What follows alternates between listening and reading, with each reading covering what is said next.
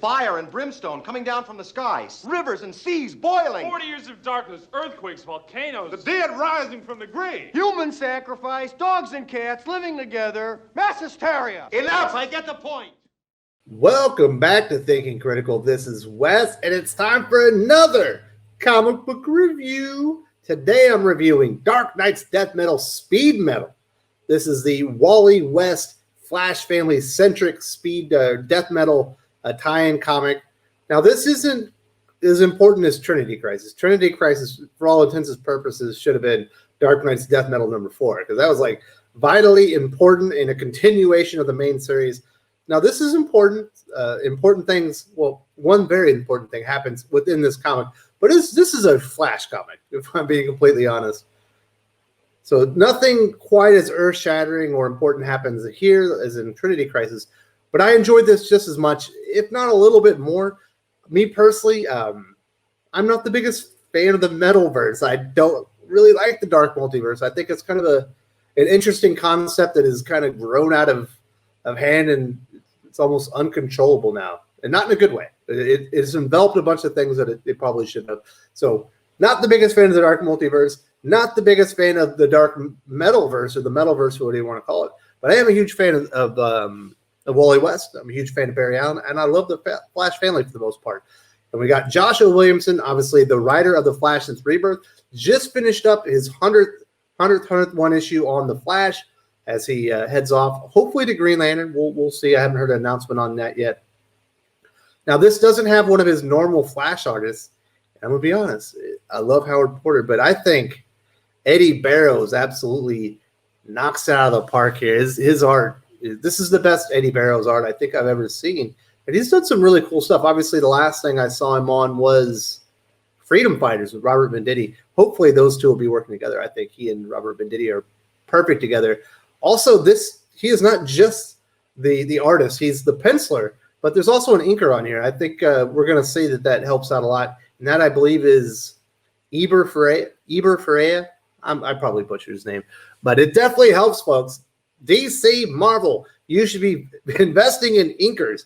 Don't just get the artists to do the pencil and inks. Get them to do the pencils, get an inker, because I think it really shows in the final product, and you get a better sense of art. So if you are a big fan of Dark Knight's Death Metal and you want to see huge things that impact the Metalverse, something huge does happen here, but this might not be the comic. But if you are a huge fan of the Flash family, this is likely the Dark Knight's Death Metal comic for you. This is definitely one I enjoyed probably the most.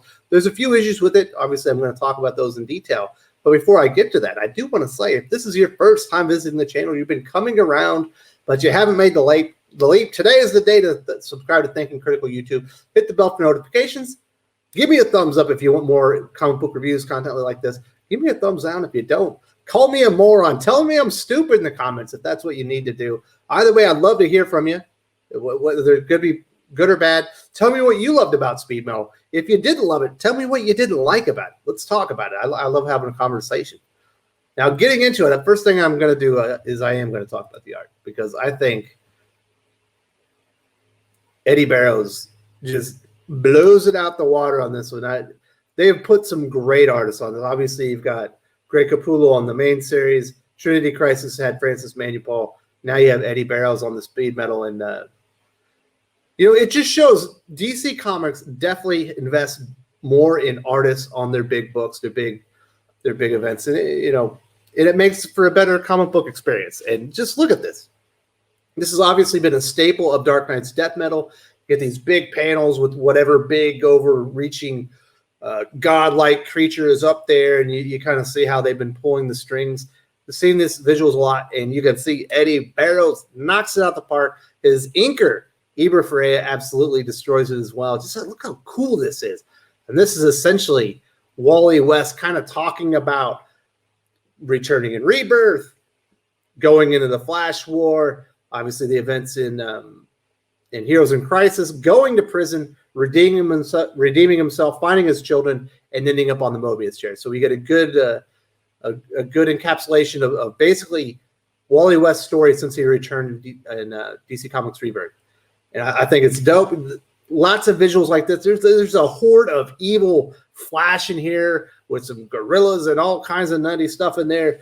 And Eddy Barrows takes what is given, and he makes it dynamite. Like 2 thumbs up, Eddy Barrows.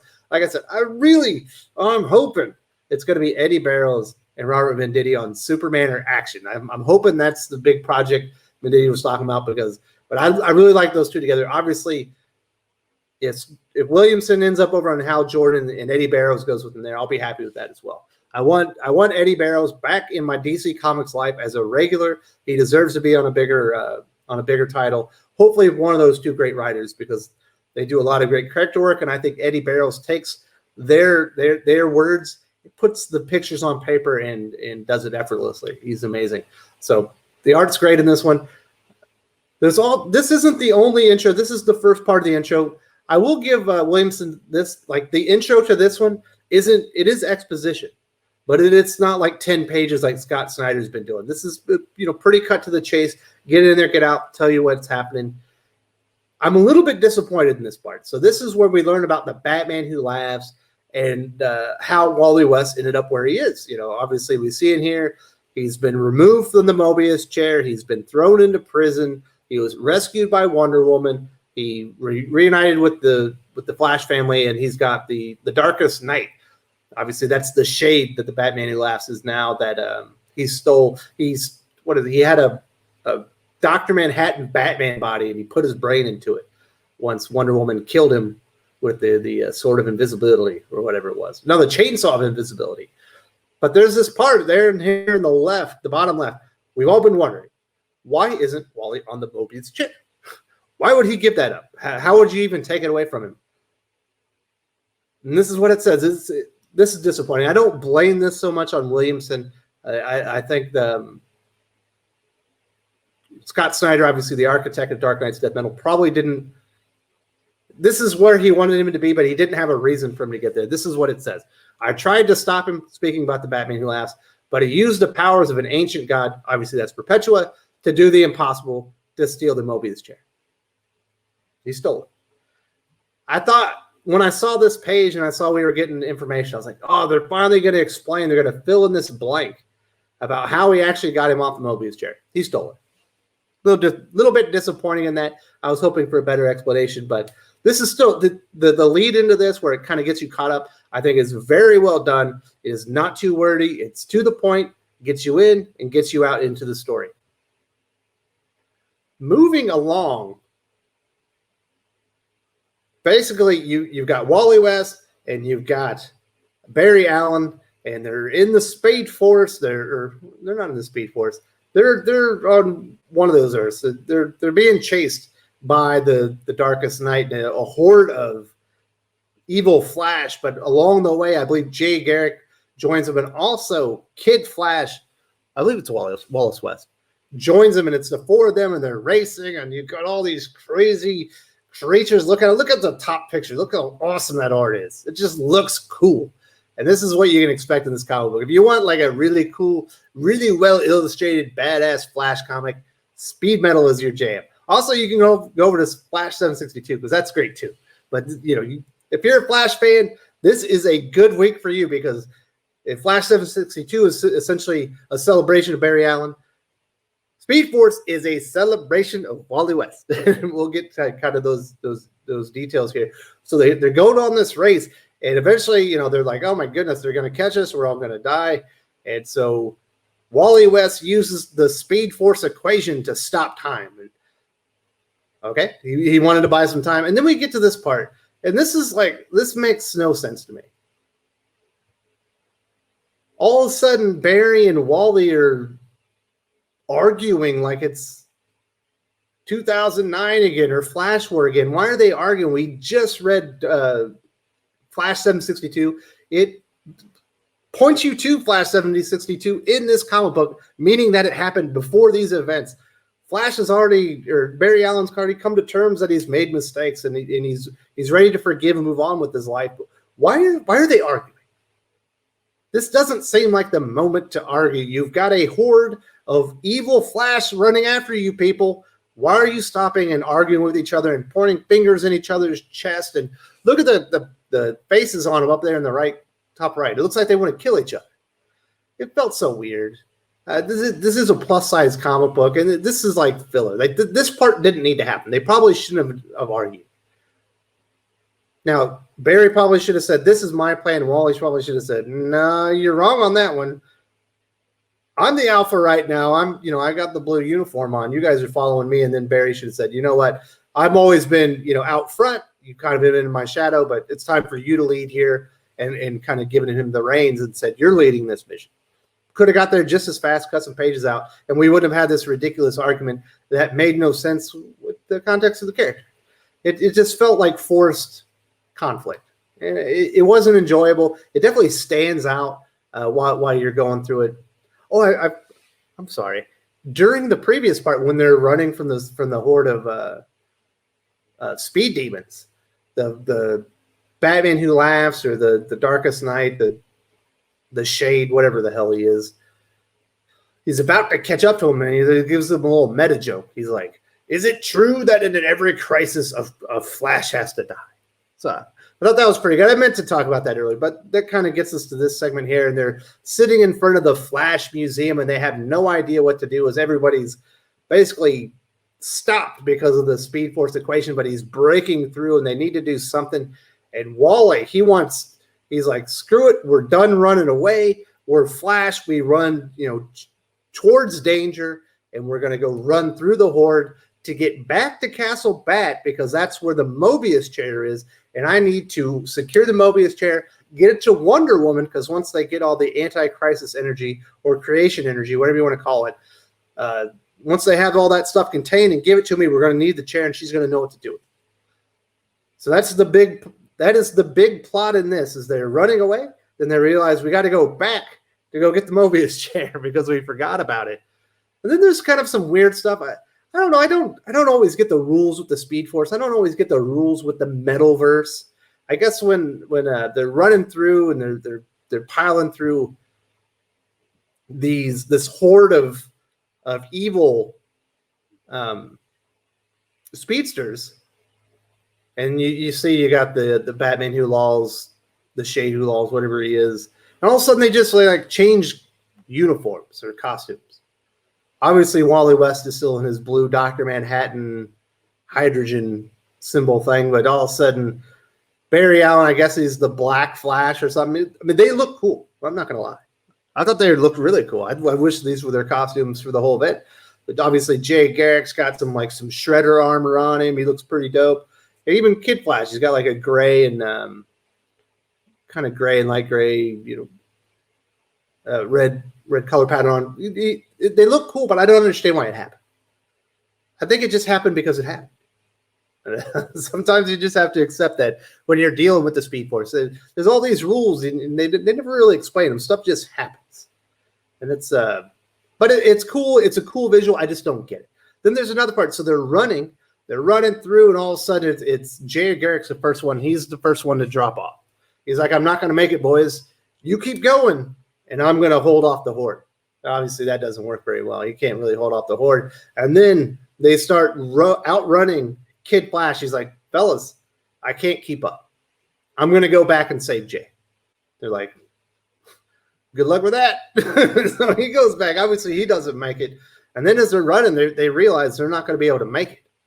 They're not going to be able to outrun the Shade Who Lolls, or whatever the hell we want to call it. And so, is this a thing? Like when you're running in the Speed Force, can you just play tag and give your Speed Force to somebody else, make yourself slow again? Maybe this is canon. I don't remember that you can just tag somebody and give Speed Force. Like when you're in the Speed Force, why didn't Wally just go up and tag Reverse Flash and steal a Speed Force? Can you do that? I don't know. Maybe you have to give of your own free will, but Barry gives him the Speed Force. Obviously, he falls behind, and so all three speedsters fall to the Shade Who Laughs, the Batman Who Lolls, and his army of evil Flash, his army of evil speedsters. But now Wally has enough Speed Force energy as he's going along to make it to the Mobius chair. And that's the big thing. I hate to break it to you folks. He makes it. They secure the Mobius chair within this comic book. But before you get there, you get this great panel. This is the best panel to come. And I just showed you so many cool things. This is the money shot right here. And he's running so fast, he runs his blue Dr. Manhattan costume off of him. He goes back to the original Flash costume that Wally West had on when Barry went away and he became the regular Flash. And we get this great, just a gorgeous imagery. As you can see, they're running after him. They're trying to rip his flesh off. And this is what he says: "I'm thinking about what gives me hope. The people that always kept me moving no matter how hard things got.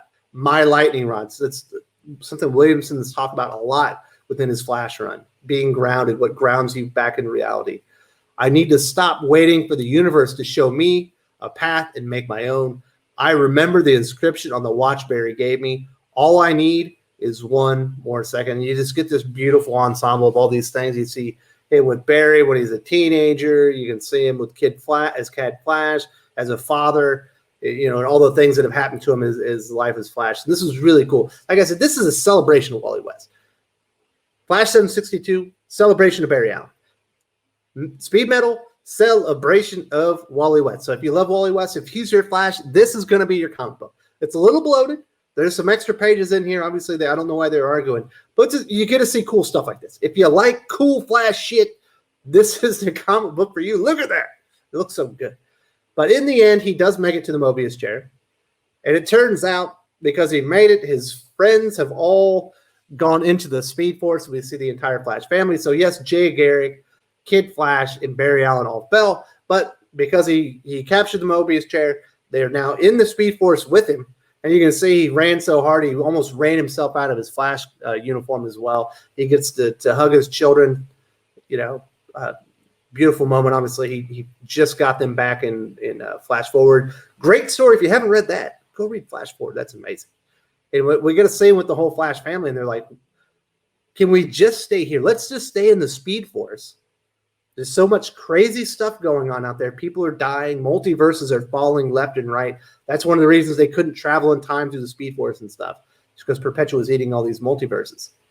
And he's like, we can't do that. We have to save everybody. That's not what a Flash is about. He's ready to sacrifice himself. So he has the Mobius chair. It's in his possession now. And now he needs to get it to Diana and the Trinity. Most specifically, he specifically mentions Diana, I guess, because she's the lead in this. And it's just a really good moment. This is a good comic book, and this is kind of what the Speed Force looks like in this. It's very calm. It's very peaceful. I think it's showing you that he's giving something up to go out there and save everybody. He could stay in the Speed Force with the Mobius chair and his family, and maybe they could ride it out for a while. Eventually, it will be found, but he would have some peace in his life. He would be able to be with his family. And he's giving that up so he can go and save everybody and enable and empower Wonder Woman, who in theory is going to enable and empower him when she powers him up, where it's going to be Wally West, the symbol of hope in DC Comics Rebirth, that was destroyed basically by Dark Knight's Metal, kind of in a weird twist of fate, facing off with Perpetua, the destroyer of worlds, the eater of multiverses, after they get through the three big bosses, Anti-Monitor, Superboy Prime, and Darkseid, I believe. So this is a good comic. I really enjoyed it. If you're not a Flash fan, you're probably not going to think this is the 4-star comic, the highly recommend that I'm giving it. The art in here is fantastic. I just love everything that they did. It's a little bloated. I don't know why there's arguing in there. I don't exactly get why some things happen within the Metalverse or even in the Speed Force. I wish sometimes there was some rules and they were followed so things would be more predictable and more understandable or easier to understand. But that is not the DC universe we're living in. I think with what Joshua Williamson was given, this is excellent. I wish we would have gotten an explanation why Wally West how he was removed from the Mobius chair. I still don't think the Batman Who Laughs, even with Perpetua, would have had that kind of power. Maybe I'm just underestimating it. Maybe I am underestimating, but I don't think I'm the only one that thought that. So I wish they would have been a better explanation, but I think that's probably on Scott Snyder. I don't think that was on. I'm not holding that one against Joshua Williamson, but the man has had a ride on Flash with the Flash family, and I think he's done a very good job. I think he's done an excellent job, and this adds to it, in my opinion. So if you go out there and you read Flash 762, the celebration of Barry Allen, go read Speed Metal. Even if you aren't reading Dark Knight's Death Metal, this is a celebration of Wally West, courtesy of Joshua Williamson, with just fantastic art by Eddy Barrows and Eber Ferreira, the pencil and ink team. I think they just do such a good job. So highly recommend, people. This has been a good comic book week so far. And tomorrow we got Ten of Swords Creation. Hopefully that's really good. And I'm going to be defending Tom King.